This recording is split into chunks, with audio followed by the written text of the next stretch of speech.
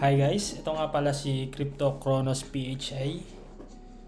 So ngayon guys, ituro natin or discuss natin dito kung paano gumamit ng indicators para makombine natin siya dun sa support and resistance natin na itinuro ko before dun sa ating video. Ayan, nandyan sa ating sa ating YouTube channel. So dun sa mga naghahanap ng ganitong video tutorial kung paano mo iti-trade ang cryptocurrency, so baka ito na yung mga video hinahanap mo, you can subscribe guys sa ating channel. So yan, i-discuss natin yung tinatawag na ito yung EMA ribbon na tinatawag, which is makakatulong sa ating trade. Yan. So click nyo lang to guys, indicators, and then hanapin nyo si EMA ribbon. Type nyo lang yan, EMA ribbon. So ito yung dalawa na mas okay. So yan, si Hozak 275 and then si Dominus Kozil. Ayan, 1,100. Okay ito parehas, dalawang ito. And then kung tatanungin nyo sa mga nag-start pa lang, ito click nyo lang to si EMA ribbon Hokaz 275. yan. Alright, yan. So lumabas na siya. Okay, then i-ano lang natin siya, i-adjust lang natin kasi medyo masakit sa mata. I-click nyo to guys itong gear. Medyo liitan lang natin. Lahat yan.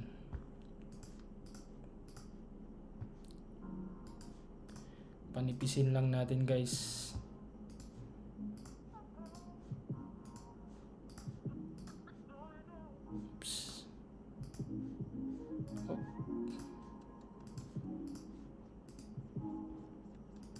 Yan. So yan guys, pag napanipis na natin yan, punta naman tayo sa lower time frame, 4 hours time frame. Oops. Okay, yan. Ito para mas makita guys natin yung mga pattern na nakikreate dito sa Bitcoin chart. Ngayon guys, ito makikita natin dito. Pwede natin i-replay. Ito guys, papakita natin dito sa video natin kung paano nyo iti-trade yung Bitcoin. Okay? So let's say ito yung current value nya last January 17, 2021. So dito guys, pag nag-a-above na yung yung EMA ribbon, so possible na bumaba yung presyo ng BTC. So kagaya nito, ayan, bumutas na siya. Automatic dito bumutas na siya. Oops. Dito pa lang guys, nakita na natin na nag-above na siya. So confirmation to na pwedeng bumaba yung value ni Bitcoin that time. So kung iti-trade nyo yan guys, and pwede nyo maging stop loss to. Dito sa area na to, stop loss yan. Oh, teka, masyado malaki.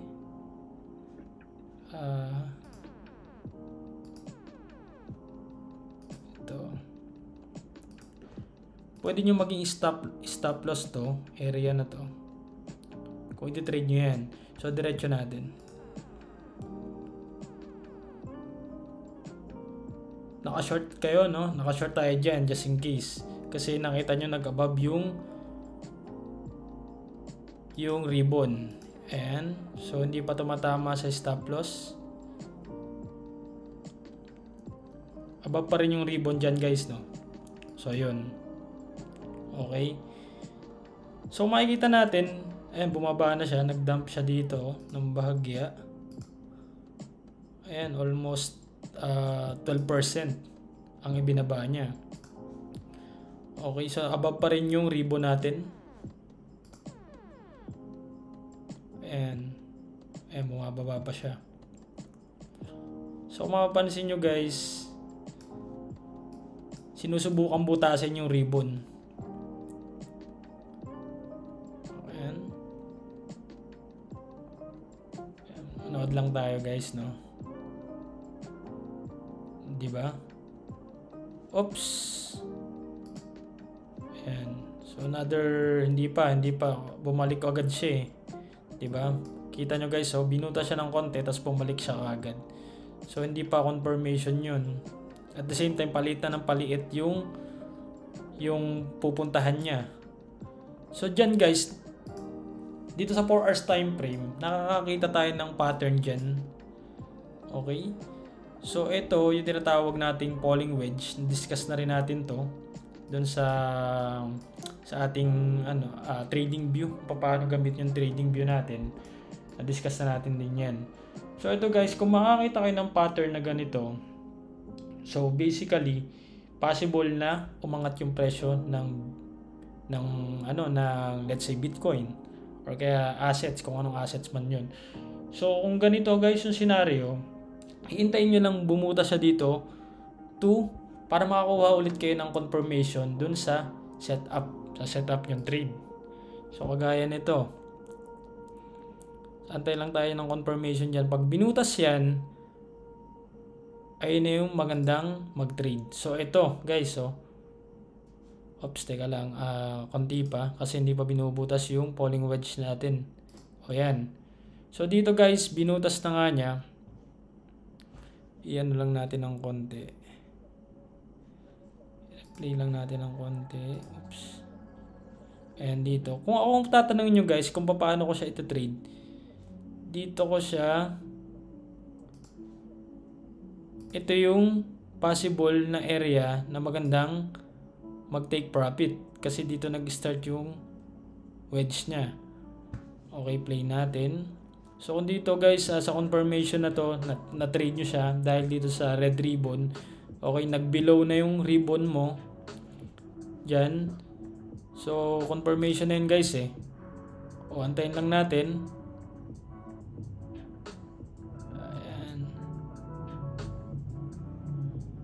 Ayan o, nag-above na talaga siya. So dito stop loss nyo guys, just in case. Dito, kung future kayo nagde-trade, diba? Ayan, dito stop loss. Yung iba, walang stop loss eh, diba? So kailangan, kung wala kang stop loss, dapat sobrang haba ng PC mo niyan. Diba? Yung iba, sobrang ang laki ng ng position sizing, kaya sobrang laki minsan ng natatalo. Pero ito guys, dito tayo mag-focus. Okay. Ngayon guys, kitang-kita natin na breakout na yung yung area na to. Ito talaga yung pwedeng puntahan yan dahil may wedge nga na tinatawag. So play pa tayo. Antayin natin.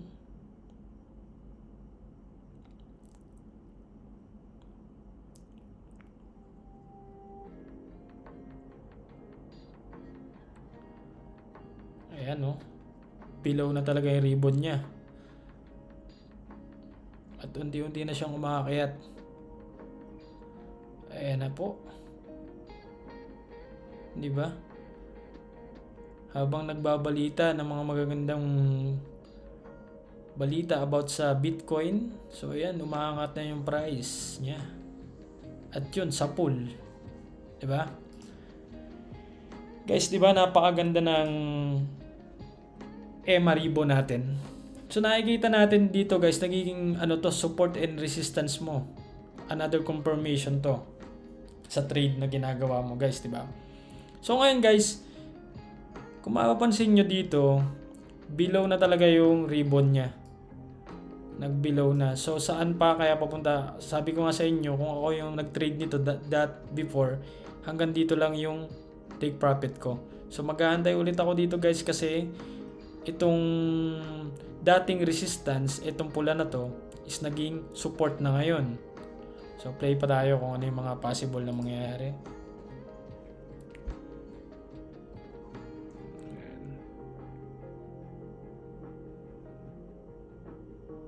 Ayun. Oops. So ito guys, itong 48 area na to, kung mapapansin nyo dito sa previous price nya, 1 day time frame para mas makakita nyo ng maayos.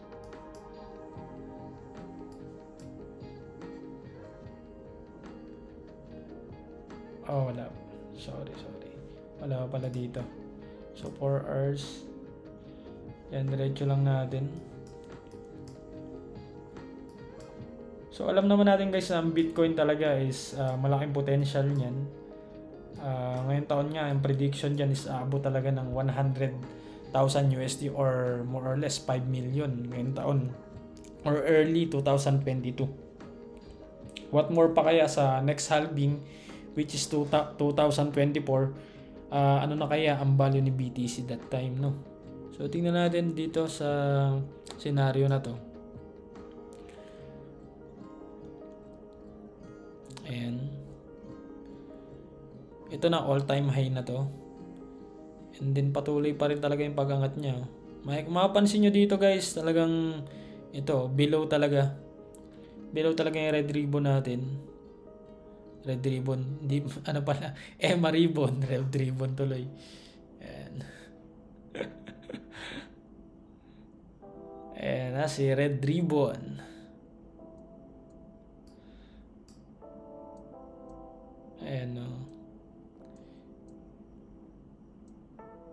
Okay. Ang patuloy pa rin ng pag-angat niya dito guys.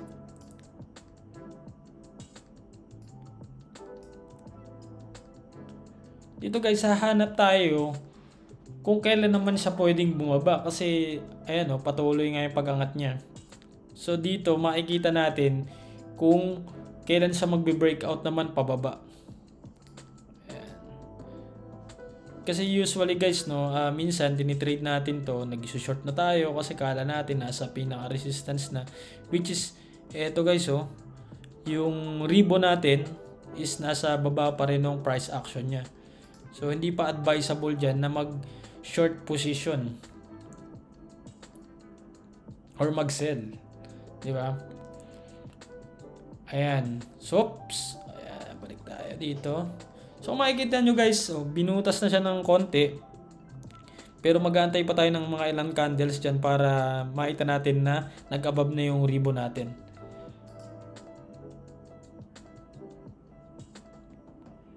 Okay, yun. So ito na. Dito na guys, nag-above yung ribbon. So dito sa scenario na to, pwede tayong mag-short na. Short na. Okay. Ngayon, kung isi-short natin dito, ito yung mga possible na area na puntahan. Ayan. Kaya maganda rin talaga i-combine ito sa ano natin, sa support and resistance natin. Ayan, ito yung support natin, di ba?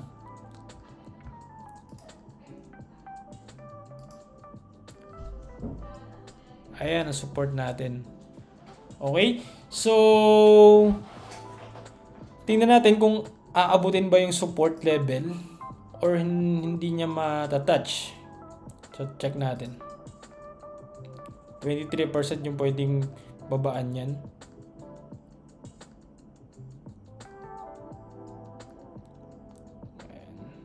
So, ito guys, mga support level din to.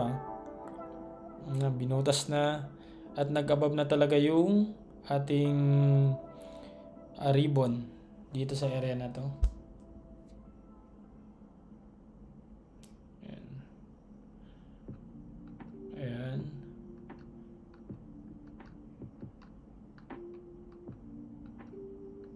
Okay. So basically guys, no, umaangat na ulit siya. Hanggang dito lang yung pinaka ibinaba niya, no. So hanggang dito. Kung mapapansin nyo, meron din pattern yan. Yan, rising wedge. Rising wedge to.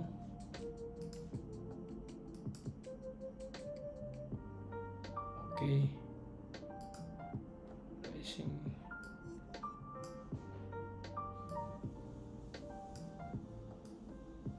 Yan. So hanggang dito lang yung pinuntahan niyang area. Dito. Yan. Okay. Yan. And then, mapapansin natin is nag-below na naman or nasa baba na naman yung ribbon natin. So, may probability na umakyat yung price action ulit niyan.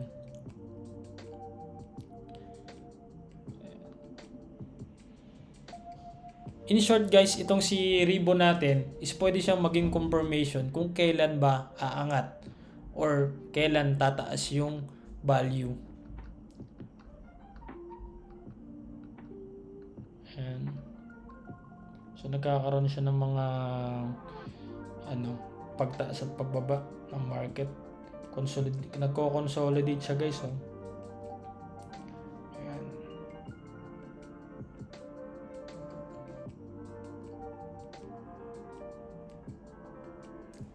Oops. Ayan guys, mapapansin nyo, nasa baba na ulit siya. So it's either na puntahan itong area na to, itong level na yan. Play.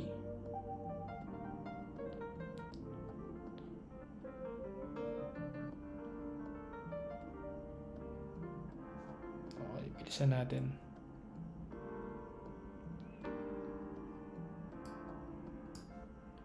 Ayan, medyo bilisan natin guys. Ito guys, nasa baba na lang yung ribbon natin. Oops. At yun na nga, nag-set siya ng all-time high dito guys. Okay, di ba? And then mga support level na to. Play ulit natin. Antay tayo kung kailan siya pwede bumaba. Oops, yun, bumaba na. So, binutas. And then, nag-above na yung ribbon. Ayan, possible bumaba ulit. Ang mga pwedeng putahang area niyan, itong support level na to, which is si 52,000 and 48,000.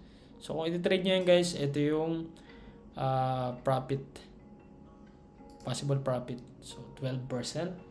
So, kung ang leverage mo is times 10, so you have 120% sa trade na to. Ito maging stop loss mo dyan guys just in case i-trade mo itong area na to, 6,000. So alin ang mauna, si 6,000 or si 48,000? So let's check.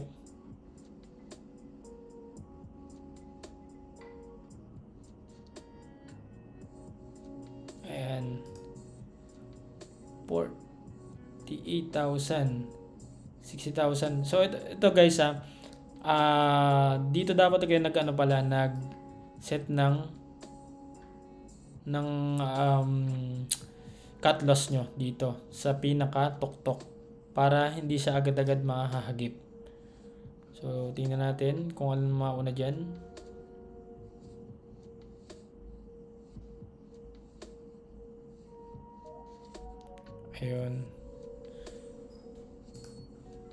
Ayun guys, mapansin nyo, support level din ito si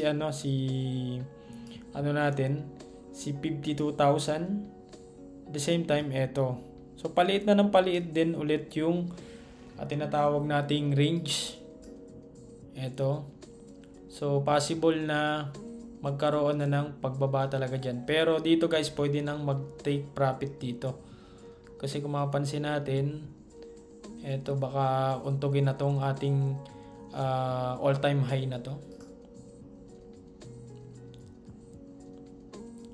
Ayan.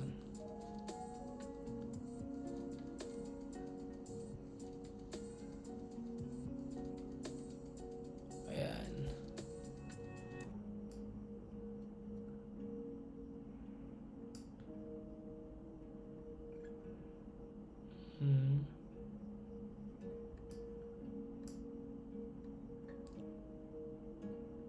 So ito,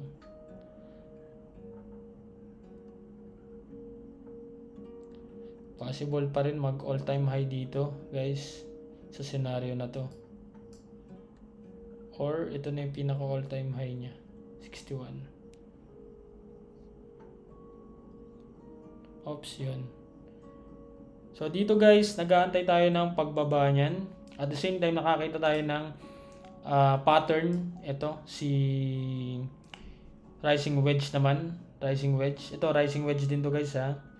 Baka falling wedge yung nasabi ko. Ito, rising wedge to, ang tawagin. So sa rising wedge guys, antay tayo ng breakout dyan. Ayun.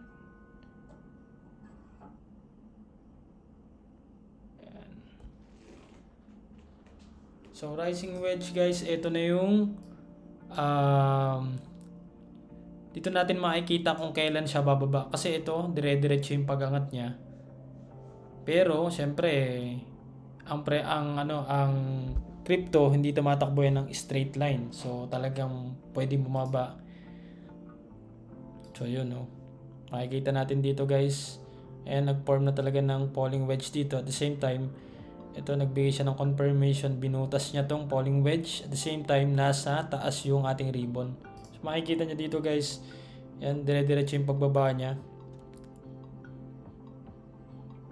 Ngayon, kung na-trade natin to guys, dito pa lang sa pagka-breakout niya, oops, dito, and dito yung ating pinagmula ng wedge. Dito sa area na to, dito yung magandang take profit dito sa area na to, sa support level na yan. Gawin natin red. Yan.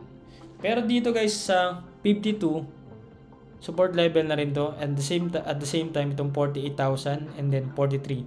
Ngayon, kung matrade nyo yan dito sa pinag-breakoutan 9%, and then dito sa pangalawa nating support yes 17%, and then pangatlo is 26.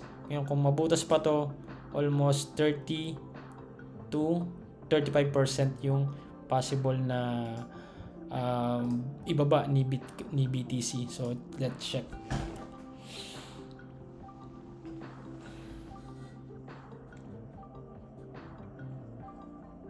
Ayan guys, so yun, bumaba na nga. At the same time, ito nasa taas yung ribbon natin, consider as our resistance. Ayan, tinatry niyang butasin dito. Oops, ayan, umangat-angat ulit. Medyo bilisan na natin. Ayan, confirmation to guys ha. Yun. So sobra na siyang bumaba dito. Yun. Guys, confirm, di ba? So ito yung wedge na rising wedge natin. At the same time, kung sabi ko nga, kung ako yung mag-trade dito, na-trade natin to. Dito yun, no. And then bumaba pa siya hanggang dito. Dito sa area na which is 31,000, or pinaka mababa is 29,000 yan, 30,000. So mapapansin nyo guys, accurate talaga yung ribbon. So ngayon naman guys, aantay natin kung kailan magbe-below yung ribbon dyan, para makita natin kung kailan siya aangat.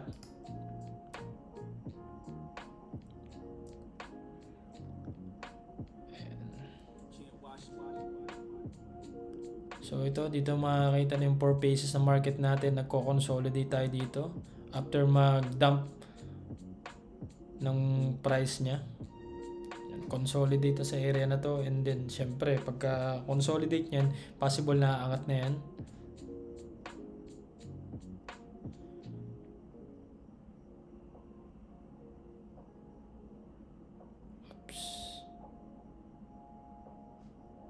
And so dito guys, nagpo-form na din siya ng pattern. Ito, ang tawag dito is falling wedge naman to. So dito na breakout, at the same time nag-below yung ribbon natin. So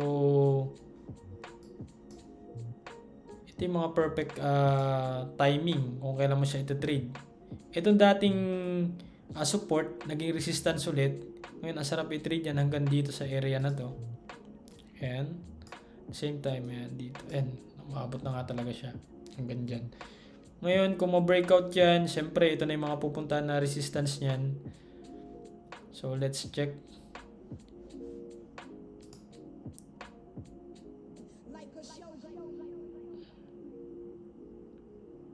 Diba, yun o. So, ito guys, malaking tulong talaga tong si ribbon natin sa ginagawa nating trade, no? Ayan, umangat na nga yung value niya.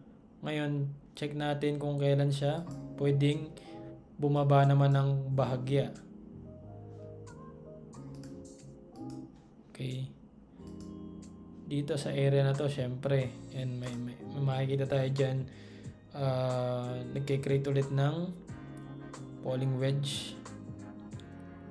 And then kung butasin itong ating triangle dito sa pinakamalaking area, possible na mag-set yan ng all-time high talaga. So dyan pa lang guys, no, nag-breakout to, makikita natin another confirmation na sa below yung ribbon natin.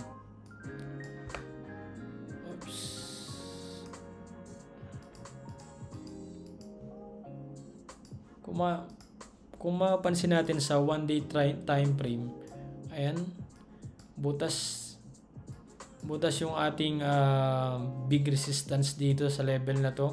Kaya guys, may possible talaga ito na mag-set ng all-time high dito sa scenario na to.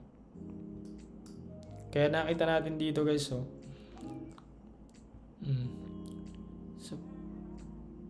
yan. So play pa natin. Yun. So dire-diretso yung pag-angat niyan guys. Ilang days lang to. Nung na-breakout siya dito sa falling wedge natin, pumalo siya, nag-all-time high siya within 20 days lang. Okay, so ganyan kalupit yung ribbon na tinatawag. Ngayon guys, ito update ko na rin tayo sa presyo ng BTC. So far nasa yung ribbon natin is below na sa price action niya. So kung according to ribbon natin, kung gusto natin siyang makita na pataas ulit, kailangan, I think, dito sa level na to, sa pumunta siya dito sa almost 62,000. Ang gawin ko itong green, 62,000. And then pag ito nagdump pa o nagdire-diretso siya papunta dito sa area na to, itong area ng 52,000 to 53,000 yung possible na puntahan na area nito, which is our support level. Okay, so ganun lang guys, gamitin yung ating indicators na EMA ribbon. Ayan, EMA ribbon. So kung gusto nyo pa guys ng mga tutorial about sa cryptocurrency or tsaka dito sa trading view, so pwede kang i-subscribe mo na yung channel natin guys para updated ka lagi sa mga ilalabas nating video. Okay, so thank you and trade safely.